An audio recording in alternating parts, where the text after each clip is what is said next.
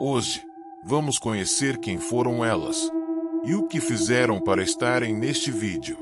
Bruxas temidas, perseguidas e em alguns casos, jamais esquecidas. Bem-vindo a mais uma página do meu Grimório. Aqui, cada nome é uma história proibida. Então já deixa o like e ativa o sininho. Porque o que está guardado nestas páginas incomuns não é algo normal.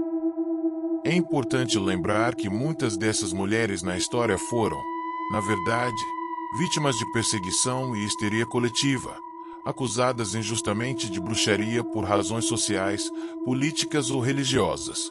Vamos começar.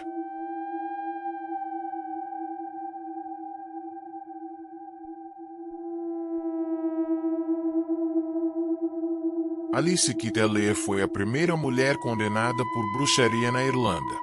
Rica, influente, misteriosa e cercada pela morte. 4 maridos, 4 funerais, um de cada vez. O ouro deles acabava em suas mãos. Os servos começaram a cochichar. Diziam que, à noite, Alice misturava ervas e sangue em taças de prata e sussurrava o nome de um demônio antigo. Logo, os rumores se tornaram acusações. Ela foi julgada por feitiçaria, assassinato e heresia. O tribunal alegava que ela fazia sacrifícios e que usava o sangue de crianças em rituais de rejuvenescimento.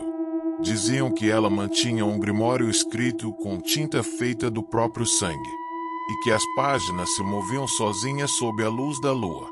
Mas Alice não enfrentou a fogueira. Antes que pudesse ser capturada, desapareceu. Alguns dizem que fugiu para a Inglaterra. Já sua serva, Petronila de Meat, foi torturada e se tornou a primeira pessoa a ser queimada na fogueira por bruxaria na Irlanda, como sua cúmplice. O nome Kitteler se tornaria sinônimo de alta bruxaria na época.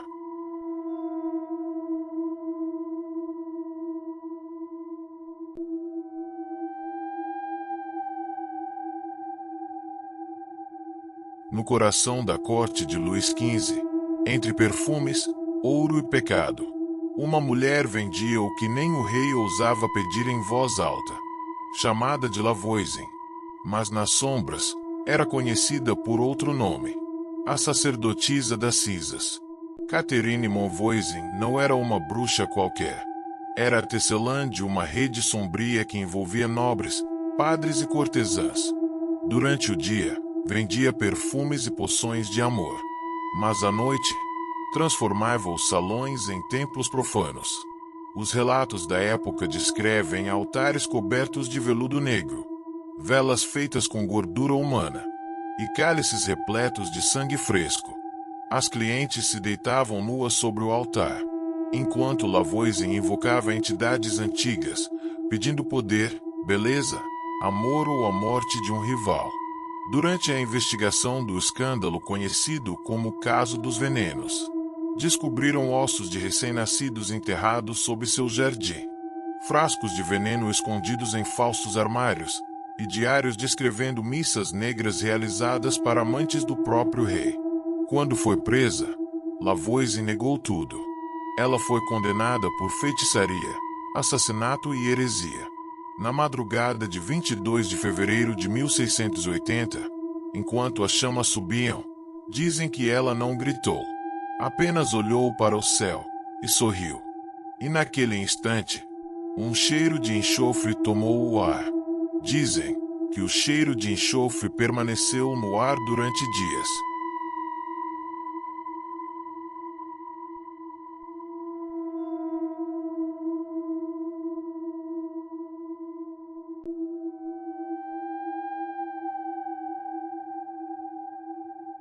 Nem todas as bruxas nasceram da carne. Algumas foram moldadas pelo medo. Nos bosques gelados do leste europeu, onde o sol se põe cedo e o vento canta nomes esquecidos, vive, ou sobrevive, a mais antiga de todas as bruxas, Baba Yaga. Ela não é uma mulher, nem um demônio. É algo entre os dois. Uma criatura que vagueia há séculos, morando em uma cabana com pernas de galinha, que anda sozinha pelos bosques, mudando de lugar cada vez que alguém tenta encontrá-la. Dizem que Baba Yaga tem o rosto enrugado como a casca de uma árvore, olhos brilhando como brasas, e dentes de ferro que trituram ossos humanos. Ela se alimenta da carne dos perdidos, viajantes, crianças e curiosos que ousam entrar em sua floresta. Há quem diga que Baba Yaga não mata por maldade. Ela testa, ela julga. E aqueles que entram com o coração puro, às vezes voltam, transformados, assombrados. Dizem que Baba Yaga não pode ser morta, porque ela não vive da forma que entendemos. Ela é o próprio medo, o eco dos contos murmurados ao redor das fogueiras, o aviso para as crianças que se afastam demais de casa.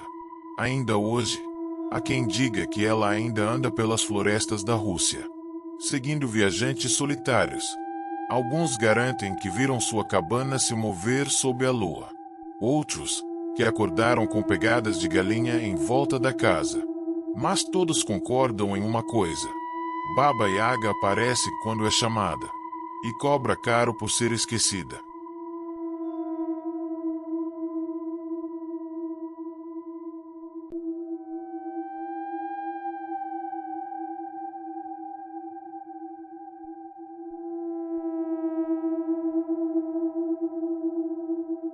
Século XVIII.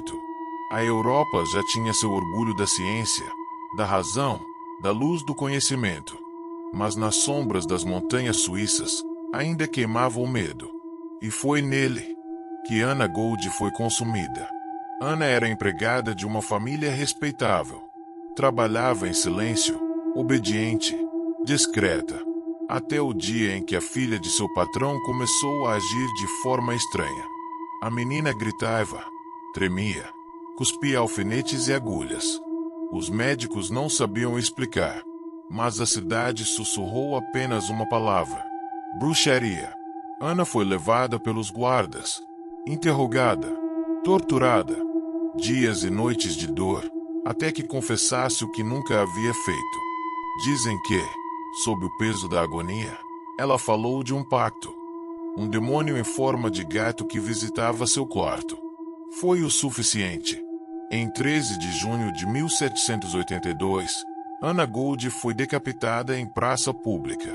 A lâmina caiu sob o olhar frio da multidão. E o silêncio que veio depois parecia interminável. Mas os alfinetes continuaram a aparecer por semanas. Mais de 200 anos depois, o governo suíço admitiu o erro. Anna Gold foi declarada inocente. Mas já era tarde demais.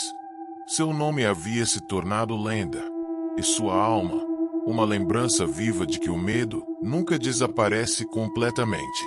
Anna Gold foi a última bruxa condenada à guilhotina na Europa, mas talvez a primeira a provar que a verdadeira maldição nem sempre vem da magia. Ela também pode nascer do medo.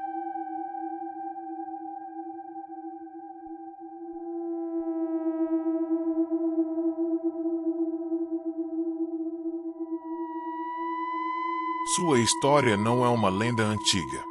Tamara Sansonova viveu entre nós e transformou um apartamento comum em São Petersburgo em um altar de morte. Em julho de 2015, uma mulher desaparece sem deixar vestígios. Era a vizinha e amiga de Tamara, uma idosa aparentemente gentil, conhecida por seus sorrisos e pela educação impecável. Mas quando os policiais entraram no apartamento número 4 da rua Dimitrova, descobriram algo digno dos grimórios mais sombrios. Dentro da cozinha, havia partes humanas guardadas em potes de vidro. A geladeira escondia membros cuidadosamente embalados. E no banheiro, o ralo ainda estava manchado de sangue. No quarto, encontraram algo ainda mais estranho. Diários antigos, escritos em russo e alemão, onde Tamara descrevia os rituais, as orações, as fases da lua, e até o sabor das partes consumidas. Em um dos cadernos, ela escreveu: o sacrifício deve ser completo para que a energia permaneça comigo.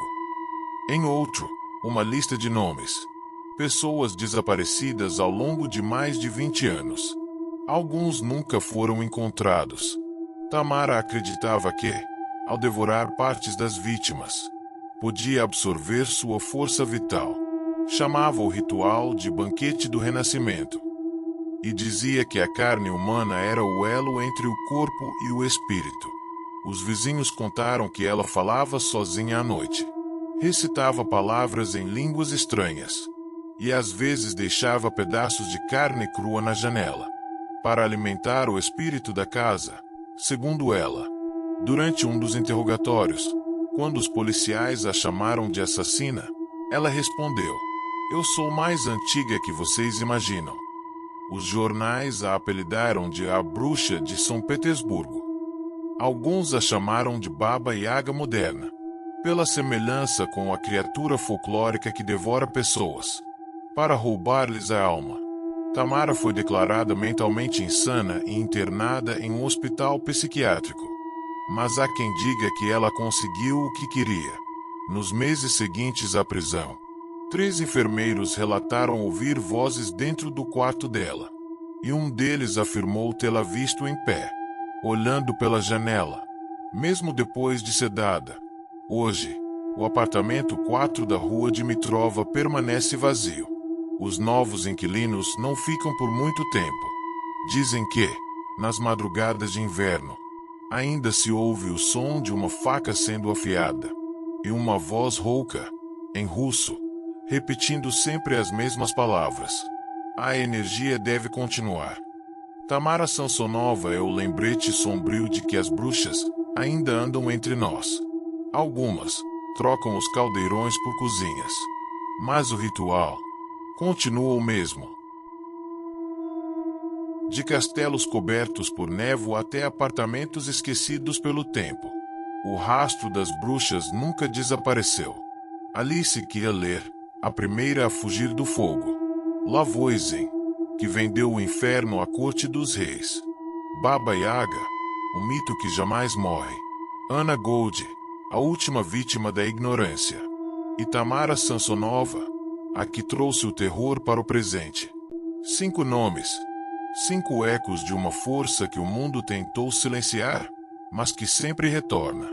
Cada século cria suas próprias feiticeiras, e cada uma delas carrega o mesmo olhar.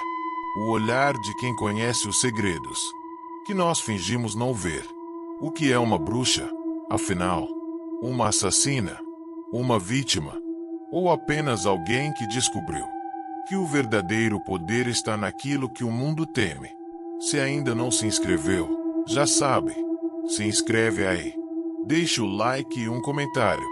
Te vejo no próximo vídeo, ou até que ele te veja primeiro.